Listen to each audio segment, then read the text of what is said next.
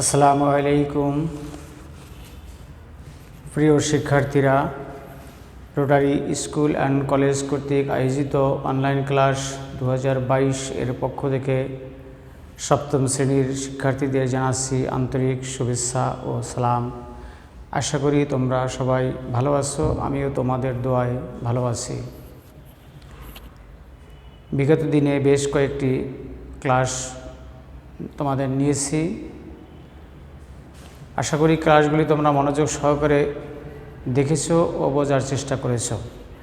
তারই ধারাবাহিকতায় আজ আমি তোমাদের সপ্তম শ্রেণীর বাংলা দ্বিতীয় পত্রের অর্থাৎ বাংলা ব্যাকরণ ও নির্মিতি এই বিষয়টি থেকে ব্যাকরণ নিয়ে আমি আলোচনা করছি। ওখানে সিলেবাসের দেওয়া আছে 1 এবং 2, এই ক্রমিক নং 2 এর ব্যাকরণ নিয়ে আমি আলোচনা করতেছি। ব্যাকরণটার ভিতরে কি আলোচনায় আসতেছে, বাংলা ব্যাকরণে কি আলোচনা আসতেছে, এগুলি তোমাদের কাছে একটু পরিষ্কার করে দেওয়ার জন্যই আমার এই আলোচনা। আশা করি এই অনলাইন ক্লাসটি তোমরা মনোযোগ সহকারে দেখবা ও বোঝার চেষ্টা করবা। তো ব্যাকরণ কি, এরপর বাংলা ভাষার ব্যাকরণটা কি, এর প্রয়োজনীয়তা কতটুকু, তারপরে বাংলা ব্যাকরণের প্রমাণ্য সংজ্ঞা, কতগুলি সংজ্ঞা দেওয়া আছে যে বাংলা ব্যাকরণটার কি হতে পারে, তারপর ব্যাকরণ পাঠের প্রয়োজনীয়তা, আমরা কি প্রয়োজনে ব্যাকরণ পাঠ করি এর প্রয়োজনীয়তা। এরপর আছে বাংলা ব্যাকরণের আলোচ্য বিষয়, বাংলা ব্যাকরণে কোন কোন বিষয়ে আলোচনা করা হয়, এটা কয়েকটা শ্রেণীতে ভাগ করা আছে। এই ভাগগুলির উপর বিশেষ করে এটাকে আলোচনা করা হয় অথবা বোঝার চেষ্টা করা হয়, তাই এই ভাগগুলিকে আমরা অনুসরণ করতে হবে। তো প্রথমেই আমি যাই যে ব্যাকরণ কি। ব্যাকরণ ভাষার বিজ্ঞানসম্মত বিশ্লেষণের মাধ্যম। আমরা যে ভাষাটাই ব্যবহার করি, পৃথিবীতে বহু ভাষাই প্রচলিত আছে, আর সমস্ত ভাষারই একটা ব্যাকরণ আছে। ব্যাকরণ কথার অর্থ হলো যে একটা কাঠামো, একটা নিয়ম। এই কাঠামোর ভিতর রেখেই প্রতিটি ভাষা কিন্তু চলমান বা এর গতি পাচ্ছে। তাই বাংলা ভাষারও একটি নিয়ম বা কাঠামো আছে। এই কাঠামোর ভিতর রেখেই কিন্তু আমরা এই ব্যাকরণটার মাধ্যমেই কিন্তু এই কাঠামোর ভিতর রেখেই আমরা কিন্তু এই ভাষাকে এগিয়ে নিয়ে যাচ্ছি। ভাষার বিভিন্ন উপাদানে গঠিত হয় এবং বিভিন্ন রীতিতে ব্যবহৃত হয়। বিভিন্ন উপাদান দ্বারা একটা ভাষা গঠিত হয় এবং বিভিন্ন রীতিতেও এটা ব্যবহার হচ্ছে। গঠন ও ব্যবহারের ক্ষেত্রে প্রতিটি ভাষারই নিজস্ব কিছু নিয়ম শৃঙ্খলা বা নিয়ম কানুন আছে। প্রতিটি ভাষারই কিন্তু একটা নিয়ম কানুন আছে। এখন আমার মনে চাইলো আমি এরকম করে লিখলাম, আমার মনে চাইলো এরকম করে বললাম, তো সেটা কতটা যুক্তিযুক্ত হলো, কতটা সুন্দর হলো, এটা যদি বিচার বিশ্লেষণ না করে তাহলে কিন্তু এটা একটা পরিপূর্ণ ভাষা হবে না। তাই এই পরিপূর্ণ ভাষার জন্য একটা নিয়ম বা একটা কাঠামো থাকা দরকার। আর এই কাঠামোটাই হইল, নিয়ম নীতিমালাটাই হইল ব্যাকরণ। এই নিয়ম শৃঙ্খলা সম্পর্কে যথাযথ জ্ঞান লাভ করতে হলে ভাষার বিভিন্ন উপাদান এবং তার পারস্পরিক সম্পর্ক ও যোগাযোগের প্রণালীর স্বরূপ বিশ্লেষণ অত্যন্ত প্রয়োজন। ভাষার এ স্বরূপ বিশ্লেষণী ব্যাকরণ নামে অভিহিত। ভাষার এ বিশ্লেষণের স্বরূপটি হইল ব্যাকরণ। ব্যাকরণ শব্দটিকে বিশ্লেষণ করলে আমরা পাই কি পাই? ব্যাকরণটা বিশ্লেষণ করলে বিশেষ্য, এটা বিটা হইল বিশেষ্য, আর সমক যোগ রুট ক্রি যোগ অন, এ দিয়ে হয় ব্যাকরণ। ব্যাকরণটাকে আমি বিশ্লেষণ করে একটু দেখাই। দেখো, এই বি যোগ বি, এটা হলো বিশেষ্য, বিশেষ্য তারপর হলো যোগ আ, যোগ আ, এটা হলো সমক, সমক, সমক। তারপর হইল সমক, তারপর হইল যোগ ক্রি, যোগ রুট ক্রি, যোগ অন। এটা হলো সমান সমান ক র ন। এই বি যোগ আ, এই যে ক মানে ক্রি যোগ অন, এই দিয়ে হয় ব্যাকরণ। এটা হলো ব্যাকরণের বিশ্লেষণ। ব্যাকরণের বিশ্লেষণটু হলো এটুকু। আচ্ছা, এই বিশিষ্ট অর্থ থেকে আমরা বুঝতে পারি যে ব্যাকরণ হচ্ছে শব্দ ব্যুৎপাদক, শব্দ ব্যুৎপাদক বা ভাষা নিয়ামক শাস্ত্র। এটা একটি ভাষা শাস্ত্র। ব্যাকরণটা হলো অর্থাৎ ভাষা শাস্ত্র, অর্থাৎ নিয়ম শৃঙ্খলার একটা শাস্ত্র বা বিধিবিধান। এটি হলো ব্যাকরণ। এক কথায় আমরা বলতে পারি যে শাস্ত্র দ্বারা ভাষাকে বিশ্লেষণ করে এর বিভিন্ন অংশের পারস্পরিক সম্বন্ধ নির্ণয় করা যায়, তার নামই হইল ব্যাকরণ। যে ভাষারই হোক না কেন, সেটা ইংরেজি ভাষা হোক, বাংলা ভাষা হোক, আরবি ভাষা হোক, হিন্দি ভাষা হোক, যে ভাষাই হোক, যে শাস্ত্রের দ্বারা ভাষাকে বিশ্লেষণ করে এবং বিভিন্ন অংশের পারস্পরিক সম্বন্ধ নির্ণয় করা যায়, একটা বাক্যকে বা একটু ভাষার কিছু অংশকে বিশ্লেষণ করে, তার বিশ্লেষণ করে বিভিন্ন অংশের পারস্পরিক সম্বন্ধ, একটা অংশের সাথে আর একটা অংশের কতটুকু মিল আছে, কোথায় কোথায় মিল আছে, এগুলি নির্ণয় করার নামই হলো ব্যাকরণ। আর আমরা এই নির্ণয় যদি না করতে পারি, তো একটা বাক্যকে, একটা ভাষাকে সুন্দরভাবে পরিপূর্ণভাবে আমরা এটা উপস্থাপন করতে পারবো না, বলতেও পারবো না, লিখতেও পারবো না। তো এখন আমি আসি, এখানে একজন বিখ্যাত ভাষাবিদের একটা সংজ্ঞা দেওয়া আছে। ডক্টর সুনীতি কুমার চট্টোপাধ্যায়ের মতে, ডক্টর সুনীতি কুমার চট্টোপাধ্যায় তিনি একজন ভাষা বিশারদ ছিলেন বাংলা ভাষার। তিনি বলছেন, জীববিদ্যার দ্বারা কোনো ভাষাকে বিশ্লেষণ করিয়া তাহার স্বরূপটি আলোচিত হয় এবং সেই ভাষার গঠনে ও লিখনে এবং তাহাতে কথোপকথনে শুদ্ধ রূপে তাহার প্রয়োগ করা যায়, সেই বিদ্যাকেই কি বলে? ভাষার ব্যাকরণ বলে। এটা হলো ভাষাবিদের একটা সংজ্ঞা।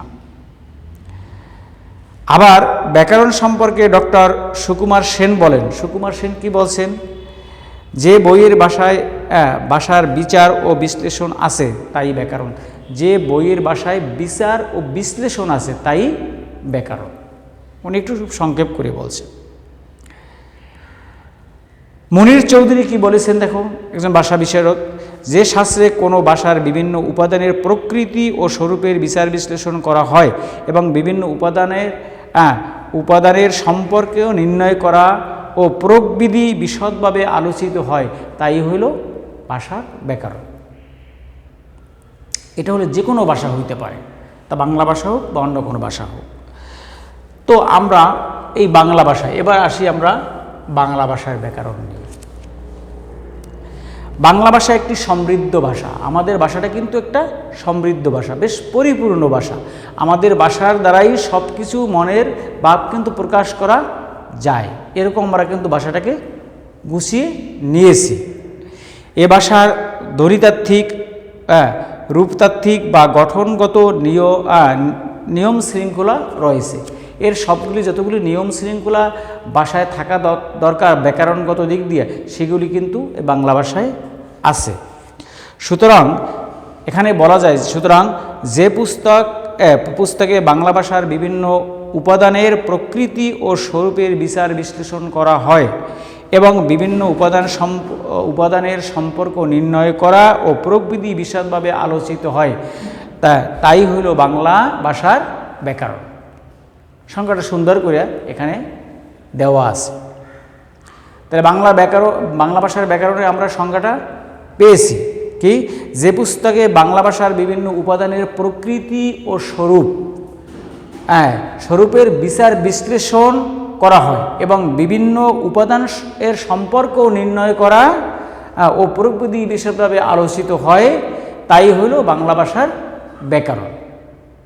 তাহলে আমরা কি পেলাম, বাংলা ভাষার ব্যাকরণ সম্পর্কে আমরা একটা সংজ্ঞা পাইলাম। তো আমি আবার একটু তোমার এই বাংলা ভাষার ব্যাকরণটা যে পুস্তক এইটা আমরা দেখি, যে পুস্তক যে পুস্তকে বাংলা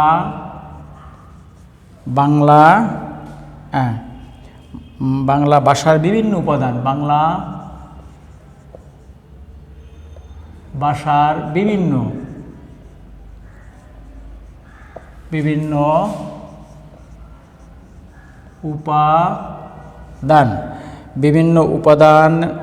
বিভিন্ন উপাদানের প্রকৃতি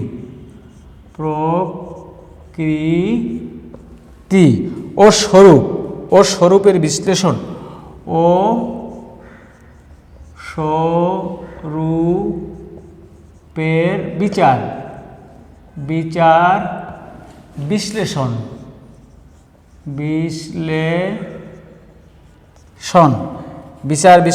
করা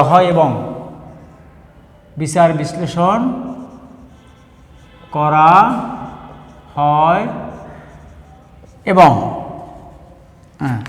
বিভিন্ন উপাদানের সম্পর্ক এবং বিভিন্ন উপাদানের সম্পর্ক নির্ণয়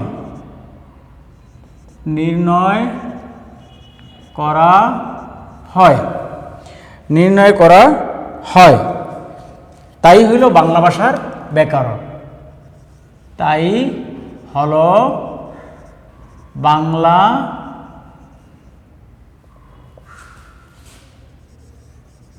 ভাষার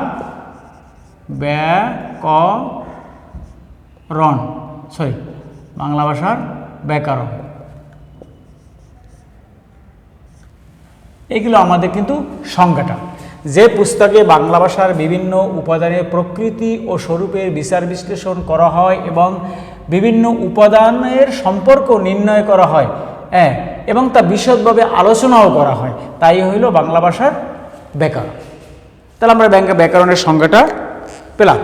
এরপর আসতে পারি আমরা বাংলা ভাষা ব্যাকরণের প্রামাণ্য সংজ্ঞা। আমি ইতিপূর্বে কয়েকটা সংজ্ঞা দিয়েছি, এছাড়া আরও বেশ কিছু সংজ্ঞা আছে। যেমন, যে শাস্ত্র জানিলে বাংলা ভাষার শুদ্ধরূপে লিখিতে পড়িতে বলিতে, এটা আমরা সুন্দর করে জানি, যে শাস্ত্র জানিলে বাংলা ভাষাকে শুদ্ধরূপে লিখিতে পড়িতে বলিতে পারা যায়, তার নাম বাংলা ভাষা ব্যাকরণ। এটা হল ডক্টর মোহাম্মদ শহীদুল্লাহর সংজ্ঞা। 2 নম্বরে দেওয়া আছে, যে শাস্ত্র বাংলা ভাষার স্বরূপ ও প্রকৃতির সব দিক দিয়ে আলোচনা করে বুঝিয়ে দেওয়া হয়, তাকে বাংলা ভাষার ব্যাকরণ বলে। এটা হলো ডক্টর সুনীতি কুমার চট্টোপাধ্যায়ের সংজ্ঞা। এরপর যেটা দেওয়া আছে, যে ব্যাকরণ বাংলা ভাষার ধ্বনি, শব্দ, পদ, বাক্য ইত্যাদি বিশ্লেষণ করে ভাষার স্বরূপটিকে তুলে ধরে, তাকে বাংলা ভাষা ব্যাকরণ বলে। এটা হলো জ্যোতিভূষণ চাকির সংজ্ঞা। এরকম আরও বেশ কিছু সংজ্ঞা বিভিন্ন ভাষাবিদদের দেওয়া আছে। তো এটা হলো বাংলা ভাষা ব্যাকরণের প্রামাণ্য সংজ্ঞার কথা আমি বললাম। এরপর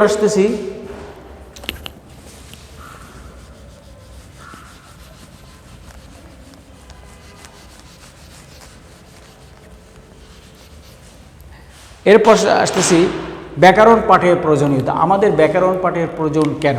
এই যে ব্যাকরণ পাঠের প্রয়োজনীয়তা, এই ব্যাকরণ পাঠের প্রয়োজন এটা কেন আমাদের? ব্যাকরণ ছাড়া কি আমরা চলতে পারি না? কারণ একজন অক্ষর জ্ঞানহীন মানুষ তিনি কি ভাষা ব্যবহার করেন না, তিনি কি বলতে পারেন না কথা, তারা কি বুঝতে পারেন না? তাহলে আমরা এখন প্রয়োজন কেন, এটা আসতেছি। ভাষাকে বিশ্লেষণ করে দেখানোর চেষ্টা থেকেই ব্যাকরণের উদ্ভব। ভাষাকে কি করতে হবে? ভাষাকে বিশ্লেষণ করে, এটাকে বিশ্লেষণ করে, পুঙ্খানুপুঙ্খানুরূপে বিশ্লেষণ করে এর সব কিছু সুন্দরভাবে গুছিয়ে গাছি রাখাই হইল ব্যাকরণের কাজ। লক্ষণীয় যে আগে ভাষার সৃষ্টি হয়েছে, পরে ভাষার বিশ্লেষণ করে ব্যাকরণের সৃষ্টি হয়েছে। আগে কি হয়েছে? ভাষার সৃষ্টি হয়েছে, তারপরে ব্যাকরণের সৃষ্টি হয়েছে। আগে প্রথমে হয়েছে কি? ভাষার সৃষ্টি, তারপর ব্যাকরণের সৃষ্টি হয়েছে।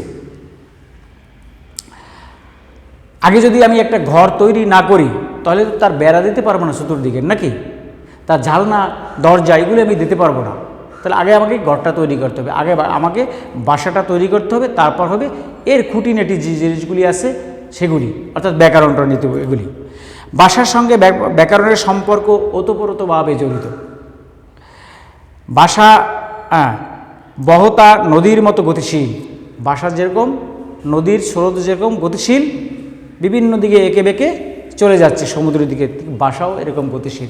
বিভিন্ন যুগে যুগে যুগে যুগে ভাষার কিন্তু বিভিন্ন পরিবর্তনের মাধ্যমেই নদীর মতো কিন্তু সে বহমান চলে যাচ্ছে। নিজের খেয়াল খুশি মতো আপন গতিতে ভাষা এগিয়ে চলে।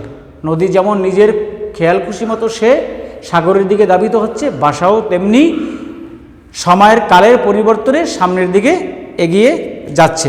ফলে বিভিন্ন সময়ে ভাষার মধ্যে নানা পরিবর্তন সাধিত হয়। এটা যখন সময়ের ব্যবধানে ভাষা দিন দিন আগাচ্ছে, ভাষারও কিন্তু তেমনি পরিবর্তন অনেকটা হচ্ছে, মডিফাই হচ্ছে অনেকটা। তো ব্যাকরণের কাজ হচ্ছে ভাষার গতিবিধি লক্ষ্য করা এবং ভাষাকে বিশ্লেষণ করা। আর ব্যাকরণের কাজ হচ্ছে কি, সে সঠিকভাবে পথ চলতে পারতেছে কিনা, সে আবার পথচ্যুত হচ্ছে কিনা, এটা হলো ব্যাকরণের কাজ। ব্যাকরণ ভাষার মৌলিক উপাদান ধ্বনি, শব্দ, বাক্য। ভাষার মূল উপাদান কয়টি? তিনটি। কি কি? একটা হলো ধ্বনি, শব্দ, বাক্য। এগুলি ভাষার মূল উপাদান, এগুলি ছাড়া কখনো ভাষা হতে পারে না। ধ্বনি, একটা হলো শব্দ, একটা হলো বাক্য। ধ্বনি, শব্দ, বাক্য এগুলি হলো ভাষার উপাদান, এগুলি ছাড়া ভাষা তৈরি করা সম্ভব নয়। এগুলো অভ্যন্তরীণ শৃঙ্খলা আবিষ্কারের জন্য ব্যাকরণের সৃষ্টি হয়েছে। এগুলি এই ধ্বনি, শব্দ আর বাক্য এগুলিকে সঠিকভাবে সুন্দরভাবে সাজিয়ে গুছিয়ে বলা, লেখা, এগুলিকে গুছিয়ে গাছিয়ে সাজিয়ে চলমান করাটাই হলো ব্যাকরণের কাজ। ব্যাকরণের ভাষার সংবিধান, ব্যাকরণকে কিন্তু ভাষার সংবিধানও বলা হয়। যেরকম একটা জাতি কিভাবে চলবে, এই জাতিটা চলার পূর্বেই কিন্তু একটা জাতি কিভাবে রাষ্ট্র পরিচালনা করবে, কিভাবে তাদের অর্থনীতি চলবে, কিভাবে তাদের সমাজনীতি চলবে, এগুলি কিন্তু একটা সংবিধান তৈরি করা হয়, একটা নিয়ম বা নীতি তৈরি করা হয়। সেই নীতি অনুযায়ী, আইন অনুযায়ী কিন্তু এই জাতি চলতে থাকে। ঠিক ভাষাটাও এরকম, যে ব্যাকরণ সে একটা সংবিধান তৈরি করে দেয়, চলমান ভাষাকে গতিশীল বা চলমান ভাষাকে সঠিক পথে পরিচালিত করার নিয়মকানুন বা তৈরি করে দেওয়াটাই হলো একটা সংবিধান, ভাষার সংবিধান। ভাষার সংবিধানটা হলো ব্যাকরণ। ব্যাকরণ ভাষাকে বিশ্লেষণ আর নিয়ন্ত্রণ করে না, তবু ব্যাকরণ পাঠের প্রয়োজনীয়তাকে অস্বীকার করা যাবে না। ব্যাকরণ পাঠ এজন্য প্রয়োজন যে ব্যাকরণ ভাষাকে বিশ্লেষণ করে, তার স্বরূপ ও বৈশিষ্ট্যকে নিরূপণ করে, 1 নম্বরে। 2 নম্বরে ব্যাকরণ পাঠ করে ভাষার বিভিন্ন উপাদানের গঠন প্রকৃতি এবং সেসবের সুষ্ঠু ব্যবহার বিধি বা ব্যাকরণের সুষ্ঠু ব্যবহার বিধি সম্পর্কে জানা যায়। ব্যাকরণ পড়লে এর সঠিক ব্যবহার বিধি আমরা জানতে পারবো। 3 ব্যাকরণ পাঠ করে লেখার ও কথায় ভাষা প্রয়োগের শুদ্ধতা রক্ষা করা যায়। 4 নম্বরে ব্যাকরণ পাঠে ভাষার সৌন্দর্য অনুধাবন ক্ষমতা বৃদ্ধি করে। ভাষার সৌন্দর্য অনুধাবন, আমি বললাম, কথাগুলি বললাম, সেটি শ্রুতিমধুর নয়, কিন্তু ব্যাকরণের এখানে যদি ব্যাকরণ প্রয়োগ করি বা ব্যাকরণের ব্যবহার করি তাহলে ভাষাগুলিকে শ্রুতিমধুর হবে। যেমন সন্ধি, তারপর সমাস, এগুলি ব্যাকরণ কি করছে, অনেকগুলি শব্দকে সীমাবদ্ধ করে দিয়েছে। তাতে সুবিধা আছে লিখতে এবং পড়তে এবং বলতে সময় কম লাগবে, আর লিখতেও সময় কম লাগবে এবং শুনতেও ভালো শোনাবে। এটা হলো এই ব্যাকরণের বিধি দিয়েই ওটাকে সৃষ্টি করে দেওয়া হয়েছে, গঠন করে দেওয়া হয়েছে। ব্যাকরণ সাহিত্যের রস আস্বাদনে সহায়ক ভূমিকা পালন করে। ব্যাকরণ কী করে? সাহিত্যের রস অর্থাৎ যে মজাদায়ক শব্দগুলি ব্যবহার করলে একটু দৃষ্টিকটু বা একটু শুনতে খারাপ শোনাবে, ওইটাকে সুন্দরভাবে সংযোগ করে দেওয়া হয়েছে যাতে শুনতেও ভালো লাগে। ব্যাকরণ পাঠের মাধ্যমে ছন্দ অলঙ্কার বিষয়ে জ্ঞান লাভ করা যায়। ছন্দে ছন্দে মিল রাখার জন্য ব্যাকরণ শব্দগুলিকে সাজিয়ে গুছিয়ে সুন্দর করে, বাক্যগুলিকে সাজিয়ে গুছিয়ে সুন্দর করে ওখানে প্রয়োগ করা হয়েছে। 7. ভাষার পরিবর্তনের ধারা, নিয়ম শৃঙ্খলা, বর্ণনা ও বিশ্লেষণ ব্যাকরণ পাঠে অবহিত হওয়া যায়। এগুলি ব্যাকরণ পাঠ করলে আমরা কী কী অবহিত হব?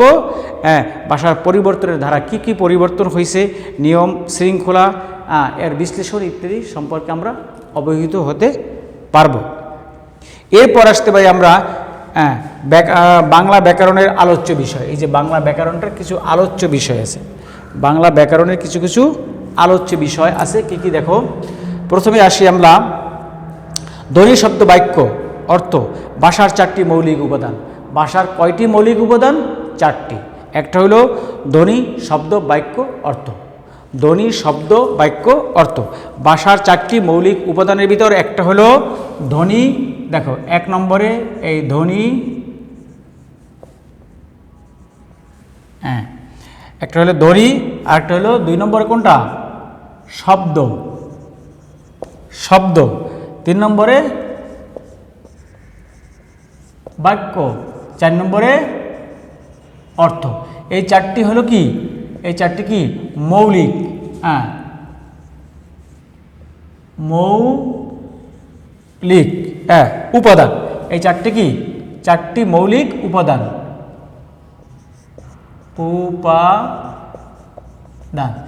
এই 4টি হলো মৌলিক উপাদান। এই 4টি কি? ভাষার মৌলিক উপাদান। আচ্ছা, এই উপাদানগুলোর উপর ভিত্তি করেই সব ভাষার ব্যাকরণে নিম্নলিখিত 4টি বিষয়ে আলোচনা করা হয়। এগুলোর উপর ভিত্তি করেই কিন্তু এই ব্যাকরণের আলোচনা করা হয় সব ভাষাগুলিতে। তাহলে সেই আলোচনা করে গেলে প্রথমে হইল আমাদের ধ্বনিতত্ত্ব। ধ্বনিতত্ত্ব অর্থাৎ ইংরেজিতে বলে একার ফোনেটিক্স। তারপর 2 নম্বরে আছে শব্দতত্ত্ব, এটাকে বলে মরফোলজি। তারপর 3 নম্বরে আছে বাক্যতত্ত্ব বা পদক্রম। বাক্যতত্ত্বের অপর নাম পদক্রম, এটা বলে সিনট্যাক্স। তারপর 4 নম্বরে আছে অর্থতত্ত্ব, সেমান্টিক্স। এই 4টি কিন্তু এই ব্যাকরণের, বাংলা ব্যাকরণের আলোচ্য বিষয়। আর সেটা হলো এই 4টি মৌলিক উপাদানের উপর নির্ভর করেই কিন্তু এই 4টি বিষয়ে আলোচনা করা হয়েছে। 4টি বিষয়ে আলোচনা করা হয়েছে। তো আমরা আজকের ব্যাকরণ কি, একেবারে সারা পৃথিবীতে যতগুলি ভাষা আছে সব ভাষার ব্যাকরণ অবশ্যই আছে। সেই ব্যাকরণটা মূলত কি সেটা আমরা আজকে জানতে পারলাম। 2 নম্বরে বাংলা ভাষার ব্যাকরণটা কি সেটাও আলোচনা করলাম। 3 নম্বরে বাংলা ভাষা ব্যাকরণের কতগুলি প্রামাণ্য সংজ্ঞা। বিভিন্ন ভাষাবিদ তারা বিভিন্ন সংজ্ঞা দিয়েছেন, সেই সংজ্ঞাগুলি সম্পর্কে আলোচনা করা হয়। 4 নম্বরে ব্যাকরণ পাঠের প্রয়োজনীয়তা। ব্যাকরণ কেন পাঠ করব, এর কতটুকু প্রয়োজন আছে, এই প্রয়োজনীয়তাও আলোচনা করা হইল। এরপর আছে বাংলা ব্যাকরণের আলোচ্য বিষয়। আলোচ্য বিষয়ের পূর্বে এই কথাগুলি আসে যে বাংলা ভাষার 4টি মৌলিক উপাদান আছে। কি কি? শব্দ, ধ্বনি, শব্দ, বাক্য, অর্থ। এই 4টি মৌলিক উপাদান আছে। এই মৌলিক উপাদানগুলির উপর ভিত্তি করেই কিন্তু এই আলোচনাটা হয়। কি কি বিষয়ের উপরে? এই ধ্বনিতত্ত্বের উপরে, শব্দতত্ত্ব, বাক্যতত্ত্ব, অর্থতত্ত্ব। এই 4টি ভাগে ভাগ করে আলোচনা করা হয়। তো আশা করি তোমরা ক্লাসটি দেখবা এবং এই ব্যাকরণ সংজ্ঞা, ব্যাকরণ, বাংলা ভাষা ব্যাকরণের সংজ্ঞা, ব্যাকরণের পাঠের প্রয়োজনীয়তা, তারপর বাংলা ব্যাকরণ পাঠের প্রয়োজনীয়তা আছে, তারপর বাংলা ব্যাকরণের আলোচ্য বিষয় এবং মৌলিক কয়টি উপাদান আছে বাংলা ভাষায়, এবং সেই উপাদানের অনুসারে কয় ভাগে ব্যাকরণকে ভাগ করছে। এটা তোমরা আশা করি এগুলি শিখবা। তাহলে এখান থেকে যে কোনো ধরনের প্রশ্নই আসুক না কেন তুমি উত্তর করতে পারবা বলে আমি আশা করি। তো এখানে তোমাদের দুই ধরনের প্রশ্ন, বহু নির্বাচনী প্রশ্ন হবে ব্যাকরণ থেকে সাধারণত। বহু নির্বাচনী প্রশ্ন যেমন একটা প্রশ্ন থাকতে পারে বাংলা ভাষার মৌলিক উপাদান কয়টি, 4টি, 5টি, 6টি, 7টি, তুমি কোনটি উদাহরণ করবা, তোমার জানা থাকলে 4টি। আবার এই মৌলিক উপাদানের ভিত্তিতে কয় ভাগে এটাকে ভাগ করছে, 4 ভাগে। আবার একটা দেওয়া আছে বাক্যতত্ত্ব বা বাক্যতত্ত্বের অপার নাম কি, পদক্রম। এভাবে বিভিন্ন প্রশ্ন হতে পারে। তোমার যদি সঠিক জিনিসগুলি জানা থাকে তাহলে তুমি প্রশ্নগুলির উত্তর যেভাবেই ঘুরিয়ে করুক না কেন তুমি পারবা বলে আমি আশা করি। এই আশাবাদ আগামী ক্লাসে দেখার আশাবাদ ব্যক্ত করে আজকের মতোই আমি সপ্তম শ্রেণীর বাংলা দ্বিতীয় পত্রের ক্লাস এখানেই শেষ করছি। খোদা হাফেজ, ভালো থেকো, আসসালামু আলাইকুম।